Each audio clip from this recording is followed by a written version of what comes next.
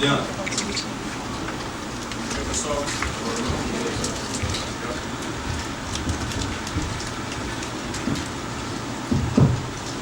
bom dia.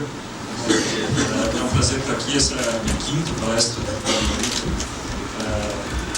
Eu peço desculpas a vocês antecipadamente por não falar tão bem quanto o André. Eu realmente gostaria de jogar futebol bem como ele e falar assim com tanta empáfia. Eu voto nele, quando você se candidatar, eu escrevo meu voto. Mas acho que isso nunca vai acontecer. Não.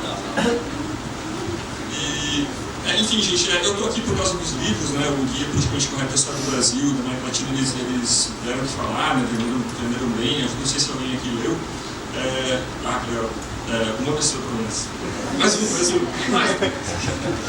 Enfim, e nesses livros eu falo algumas coisas polêmicas, né? Eu falo, por exemplo, que algumas coisas que para mim parecem óbvias legal, tem os dois ali. Algumas coisas que para mim parecem óbvias e que as pessoas acham um absurdo, né? Acham um absurdo completo. Até às vezes eu fico com um pouco de medo de vir assim, em debates, porque eu falo alguma coisa que para mim parece banal e de repente metade das pessoas se levantam e vão embora, as outras começam a me xingar e apontar o dedo e comentar. Esses dias, numa palestra da Bahia, eu falei que o capitalismo foi a melhor coisa, e como vocês sabem, o capitalismo foi a melhor coisa que aconteceu na história do mundo para os pobres. E todo mundo falou, como assim? Como assim?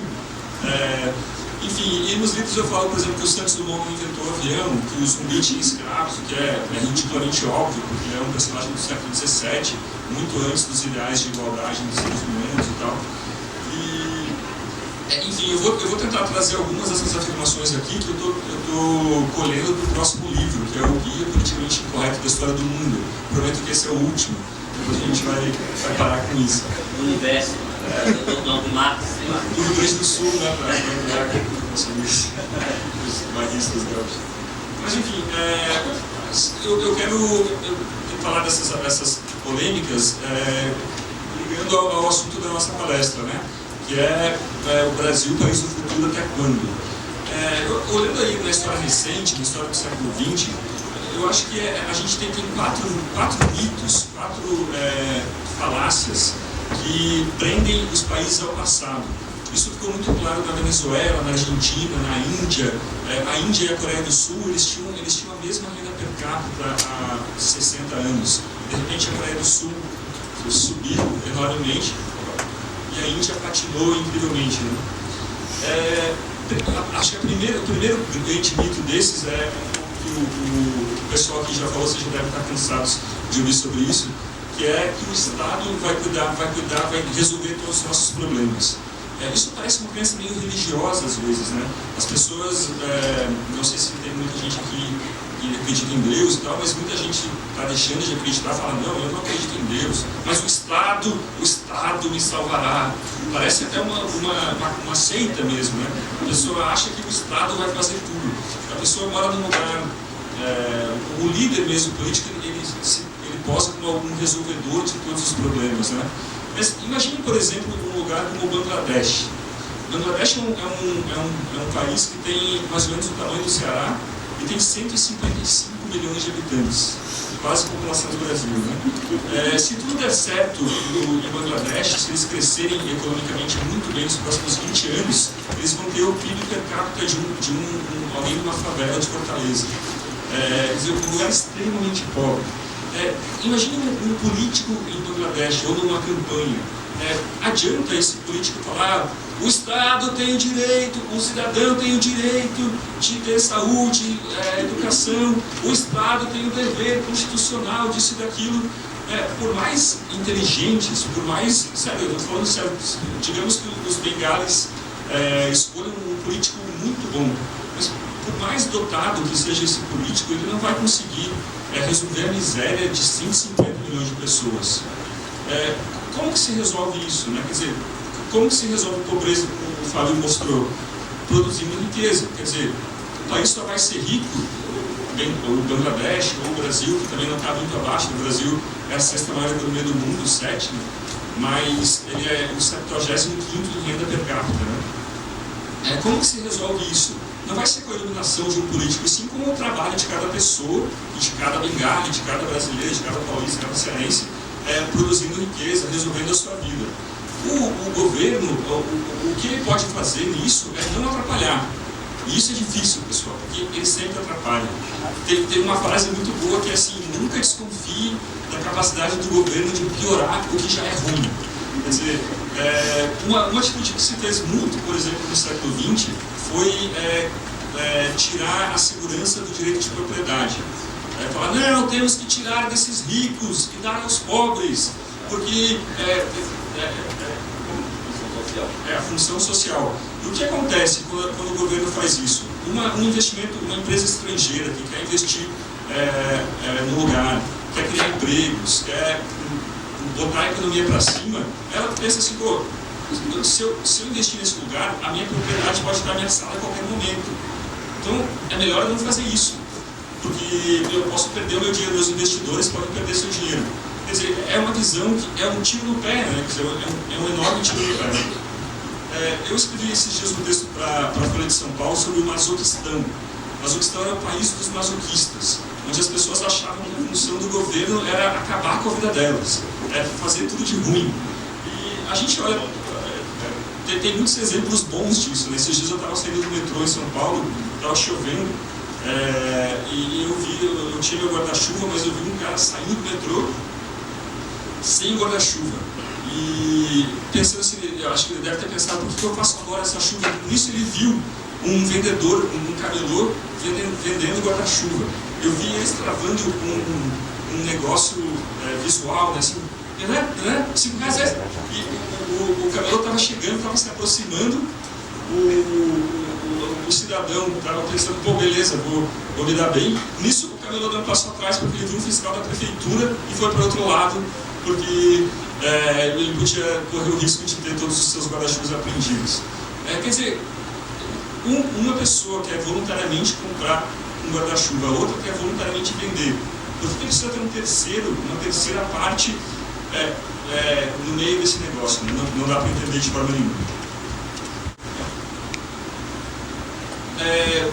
Uma coisa que a gente esquece muito do governo é que, como o André falou, sempre que ele apoia de um lado, ele precisa desapoiar de outro, né?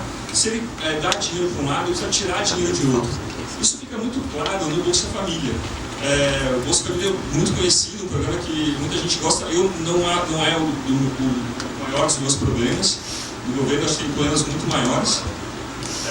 Porque ele é eficiente, né? Ele dá o dinheiro direto para o pobre, ele não cria uma instituição para fazer comida e tal.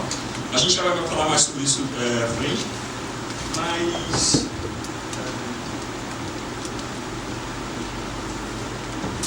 Ixi, me perdi, gente. Agora eu raciocínio. Sim. Existe, mas, quer dizer, o Bolsa Família é mais ou menos 20 bilhões de reais essa ajuda, né? O brasileiro gasta mais ou menos a mesma quantia em taxas de interconexão entre operadoras de celular. Por isso que é tão barato a gente ligar de TIM para TIM, de Vivo para Vivo, mas é muito caro ligar de uma operadora para outra. A taxa de interconexão imposta pelo governo, que uma operadora paga a outra, é a maior do mundo, a segunda maior do mundo, se não me engano. Na Guatemala é 1 centavo, então você não precisa ter 2 chips. Está na moda, né? Principalmente entre os pobres, tem vários chips. A minha empregada tem 2 celulares com 2 chips cada um.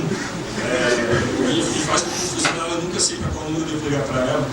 Mas, quer dizer, nesses países da Inglaterra, no Quênia, o Quênia também tem um sistema de celular muito bom. É 1 centavo, quer dizer, é igual você ligar para TIM ou para Vivo. Quer dizer, o governo não faz nenhuma propaganda disso, né? Imagine o governo fazendo: pessoal, tiramos dos brasileiros 20 bilhões de reais com taxas de interconexão. Mas é um Bolsa Família ao contrário, né? Quer dizer, e a gente não se dá conta disso, né? E geralmente pobres pagam mais essa taxa porque tem celular pré-pago, com menos plano. Enfim, vamos em frente. Acho que a maior contribuição minha para a palestra aqui são outros 3 mitos que têm um pouco a ver com a história do mundo nos últimos anos. Aquele gráfico que o Fábio mostrou é sensacional, não sei se vocês lembram.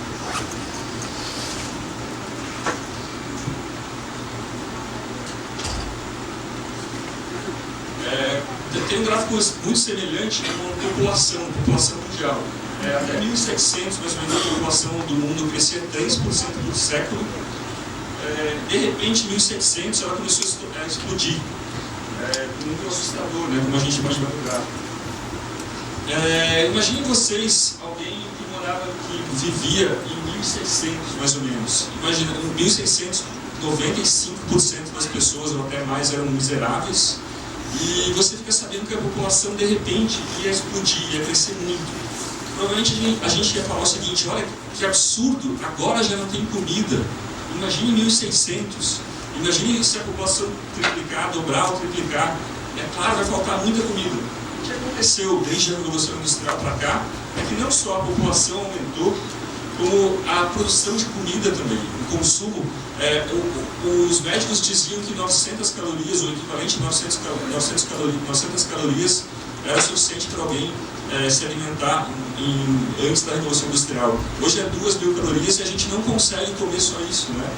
O grande problema, até nos pobres hoje em dia, segundo o IBGE, é a obesidade, que é um baita problema chique, né, pessoal? Pô, o cara é um problema, mas eu preciso comer menos, estou comendo muito. Pela primeira vez na história do mundo, os pobres e os ricos não se diferenciam pela quantidade de calorias ingeridas. Antigamente você conseguia, os pobres eles eram mais magros, né? Os pobres usavam roupas piores. Hoje nessa sala aqui eu não consigo saber quem é filho de um grande empresário do Ceará ou quem é um estudante de escola pública, né? E as pessoas antes elas se diferenciavam pelo consumo de roupas também, né? Tudo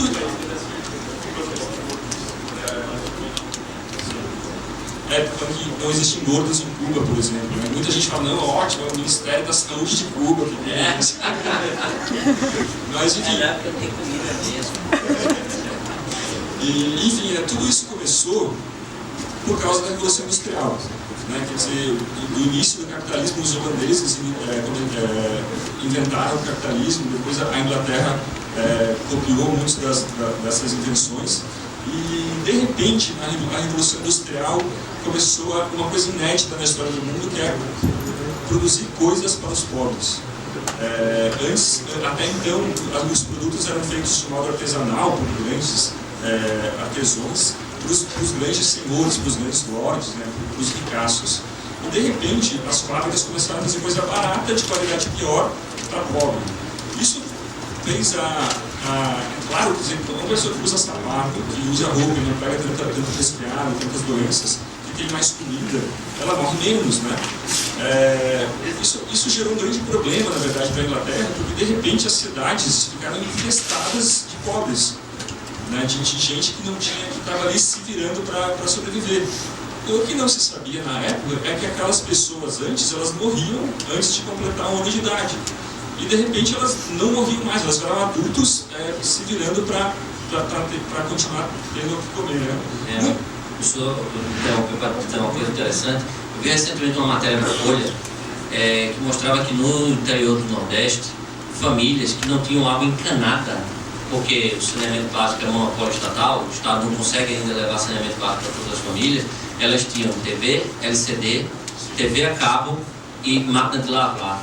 Quer dizer, o mercado produz esses produtos para os pobres, consegue vender aos pobres, mas o Estado, que se arvora no direito de cuidar dos pobres e levar saneamento básico de uma forma monopolística, ele não consegue.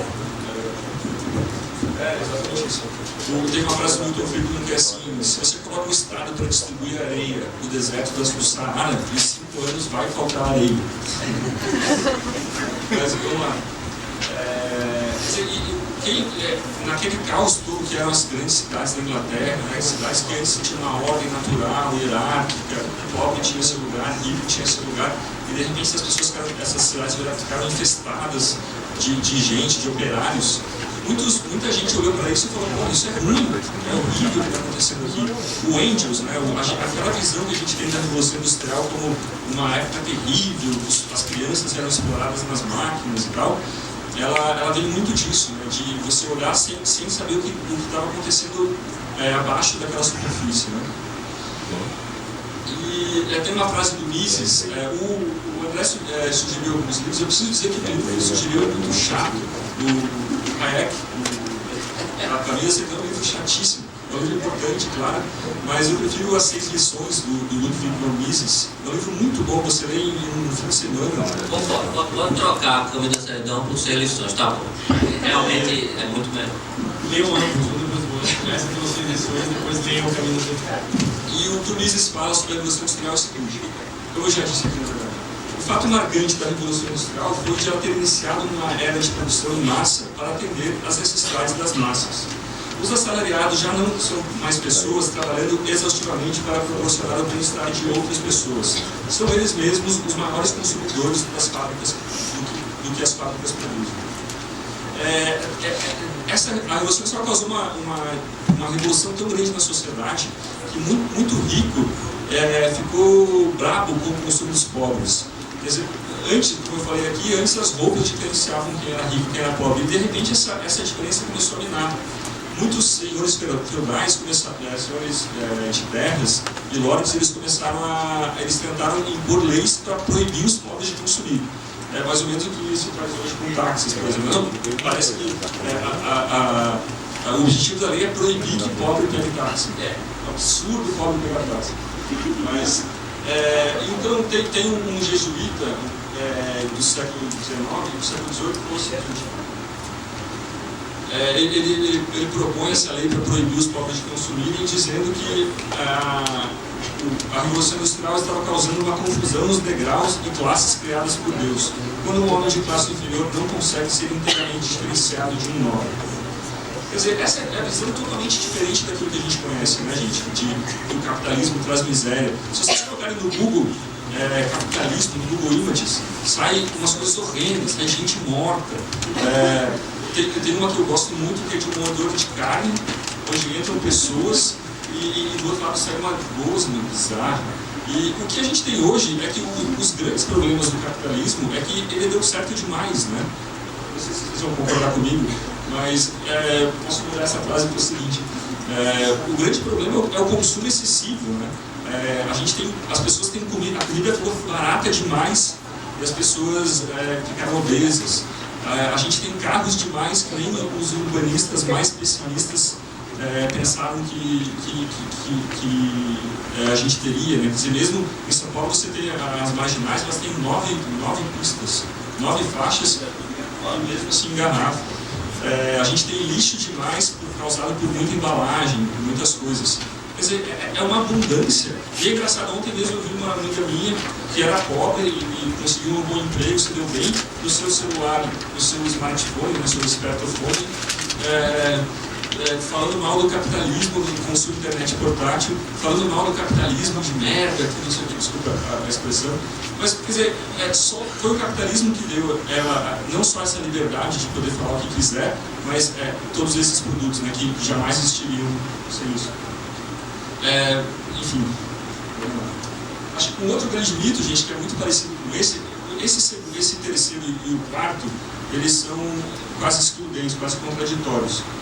Um deles é a ideia de que a pobreza de João é causada pela miséria de Pedro. Isso faz muito parte do que eu chamo de visão econômica do povão. Se a gente chega para um taxista, para um porteiro, talvez, fala para essa pessoa o seguinte: me ensina como que é a economia, me ensina como funciona a economia. O cara provavelmente vai falar: olha, tem os ricos, safados, salafrários, sem escrúpulos, e de outro lado tem os pobres. Os ricos exploram os pobres. A prova disso é que os pobres são pobres. E o governo está ali para mediar essa situação, para evitar que isso aconteça numa guerra. É uma visão, gente, que cola muito. Numa eleição, você ganha uma superioridade moral, como se fosse mais virtuoso. E o candidato que ganha a pecha de candidato dos ricos fica na defensiva, né? O Collor, quando o plano Collor deu errado, o plano Collor foi criminoso, né? De repente, vocês sabem muito bem disso, o Collor confiscou a poupança de todos os brasileiros, quase toda a poupança, né? Teve 50 pessoas que se mataram no Brasil porque de repente elas estavam sem dinheiro, quase sem dinheiro no banco. Teve gente que jogou o carro contra instituições do governo e tal. Não deu certo, claro, o plano foi uma tragédia absurda. Ele simplesmente achou que ia queria controlar a inflação tirando o dinheiro do país. Na segunda-feira depois do plano Collor, em São Paulo, no Shopping Eldorado, que na época era um dos maiores shoppings da cidade, a primeira compra que aconteceu, o shopping abriu às 9 da manhã, a primeira compra aconteceu às 4h30 da tarde, porque simplesmente não tinha cartão de crédito, não tinha dinheiro de plástico, as pessoas elas não tinham dinheiro para consumir. A mulher que fez essa primeira compra comprou um tênis para a filha, para fazer academia, para correr, e ela está meio culpada por ser a única pessoa daquele dia no país inteiro que estava comprando alguma coisa. Enfim, alguns meses depois, o plano Collor degringolou, a inflação voltou, e perguntaram para o Collor: ei, de quem é a culpa? O que está acontecendo? Ele falou: a culpa é dos donos dos supermercados que estão reajustando os preços. E dava para ver isso, né? Quer dizer, você filmava aquela maquininha reajustando os preços no mercado. A culpa é dos grandes bancos que impõem filas enormes dos clientes. O Tuma, a Polícia Federal, ela chegou a prender donos de mercados, gerentes de mercado, por estarem reajustando os preços, e gerentes de banco também. A Folha de São Paulo fez uma pesquisa perguntando para o povo se eles concordavam com aquilo. 82% dos brasileiros concordavam com a prisão dos donos de mercado. Isso é um absurdo, né, gente? Porque a inflação, na verdade, é causada por um desequilíbrio fiscal do governo, que emite moeda demais, e assim a moeda perde o valor frente aos produtos, né? E, enfim, mas essa visão cola muito. O Fernando Henrique, quando o Fernando Henrique ele esticou demais o dólar, o real valia um por um, né, no Brasil, e isso ele esperou passar a reeleição dele para poder ajustar o real ao dólar. Quando de repente o dólar foi a R$3, o dólar foi a R$3, perguntaram para ele: como assim? Como é que você deixou isso acontecer, presidente? Ele falou: olha, é culpa dos especuladores, fomos vítimas de ataques de especuladores internacionais. Então você imagina a Carminha, né? A Carminha da novela especulando contra o Brasil. Quer dizer, tudo culpa da mim. Quer dizer, como historiadores, como economistas, advogados, a gente tem que parar de ter essa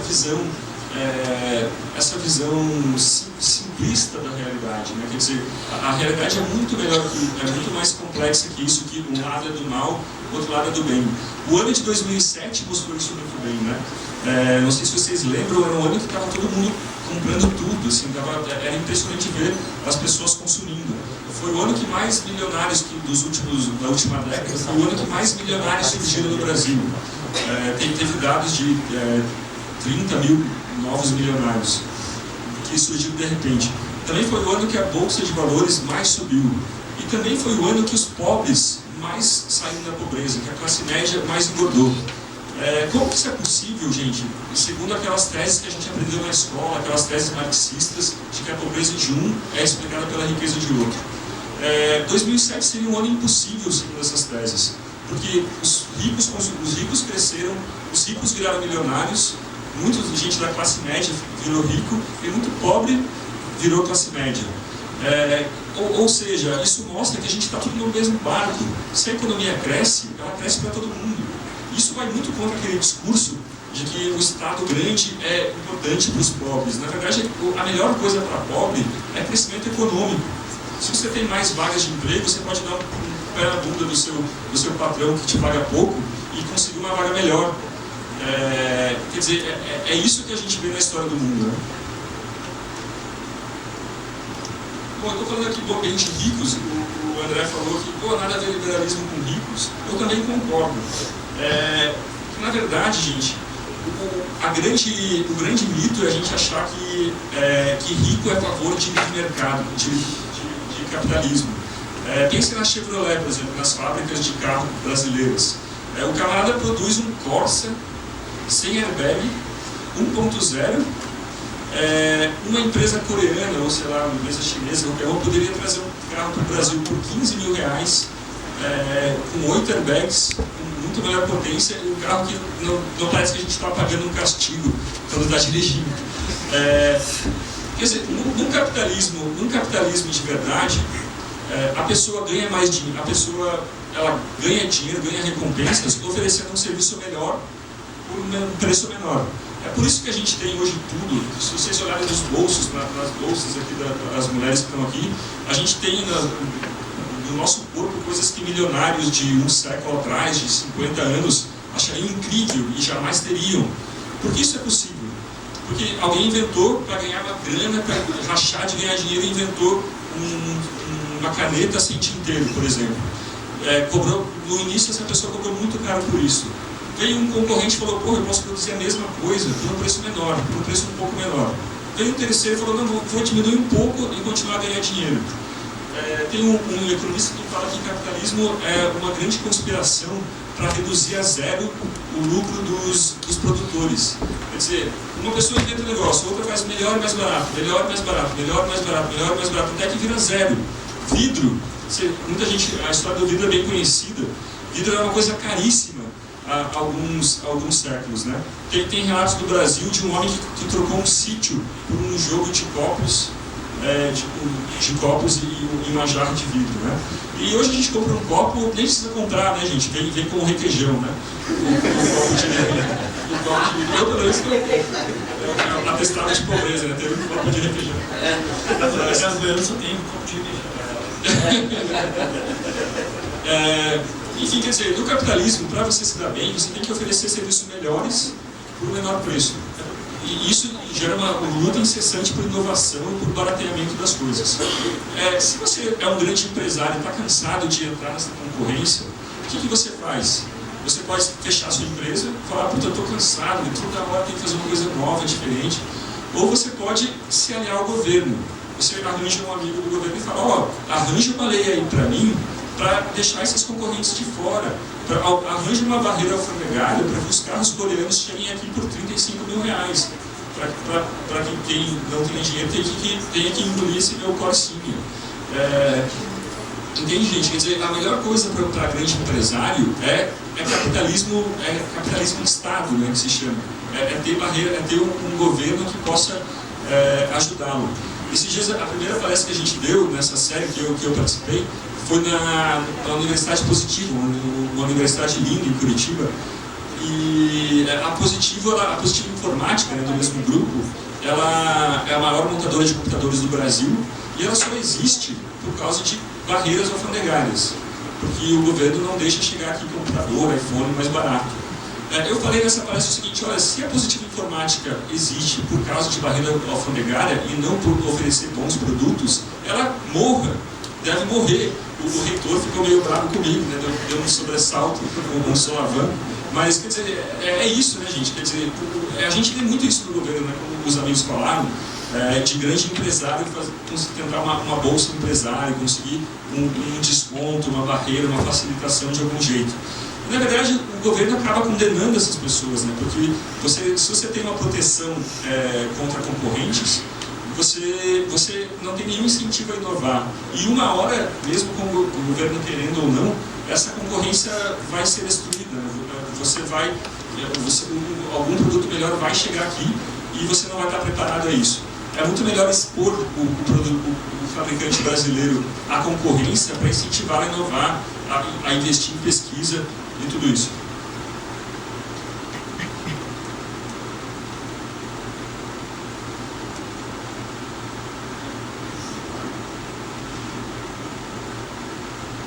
Eu quero terminar com uma história do Bastiat, um filósofo francês que o André citou. Ele tinha uns textos irônicos muito bons. E esse aqui ele inventa uma petição de alguns empresários franceses que estavam, fabricantes de velas franceses, que estavam vendo o seu negócio ameaçado pelo sol. Eles queriam proibir o sol, porque o sol estava tirando o mercado deles. E eles falam o seguinte: estamos sofrendo a intolerável concorrência de um rival estrangeiro que, ao que parece, se beneficia de condições muito superiores às nossas para a produção de luz, com a qual ele inunda completamente o nosso mercado nacional a um preço fabulosamente baixo. No momento em que ele surge, as nossas vendas cessam. Todos os consumidores recorrem a ele, e um ramo da indústria francesa, cujas ramificações são inumeráveis, é subitamente atingido pela mais completa estagnação. Daí esses empresários pedem o quê?